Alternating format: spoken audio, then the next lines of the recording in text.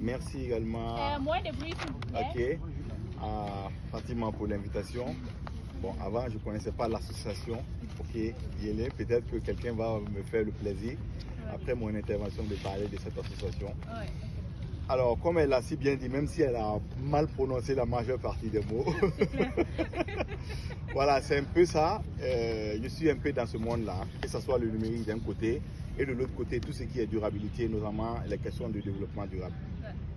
Donc, comme elle l'a si bien dit, je viens fraîchement du Sénégal dans un projet avec le PNUD Sénégal pour l'accompagnement des jeunes en matière de tout ce qui est cybersécurité.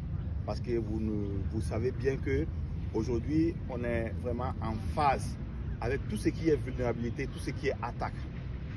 Côté statistique, au niveau de l'Afrique, on a par jour un peu plus de 250 000 attaques, jour. Donc, imaginez l'impact que cela peut avoir, non seulement sur le côté financier, sur le côté social, sur le côté même psychologique. Donc, on se rend compte qu'on est dans un espace qu'on appelle généralement le cyberespace, où il y a pas mal de choses qui se passent, notamment relativement à nos différentes activités, les activités dont nous ne pouvons pas nous en passer aujourd'hui fortement.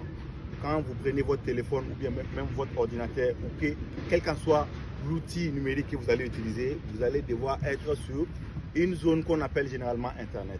Donc cet Internet-là va représenter un espace qui va être ce qu'on va appeler le cyberespace où beaucoup de choses peuvent se passer.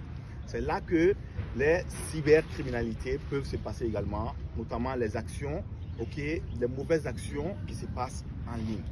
Ça, c'est dans un premier cas. Dans un deuxième constat, on constate que côté vulnérabilité, il y a beaucoup plus les femmes et les jeunes filles qui sont plus vulnérables et les enfants. Pourquoi? Peut-être rapidement, qui peut me donner le pourquoi pourquoi les femmes sont beaucoup plus vulnérables par rapport aux hommes, par exemple? Juste une idée, quelqu'un qui pense à quoi? Pourquoi en ligne, quand on lance une cyberattaque, par exemple, voilà, si je peux l'appeler ainsi, les femmes sont beaucoup plus susceptibles d'être atteintes par cette cyberattaque qu'un homme, par exemple. Et les enfants le sont encore plus. Pourquoi? C'est pas parce que les femmes sont plus exposées. Oui, je suis d'accord. Plus sensibles. Hein? Plus sensibles. C'est le mot que je cherchais. Elles sont exposées, je suis d'accord, mais elles sont beaucoup plus sensibles.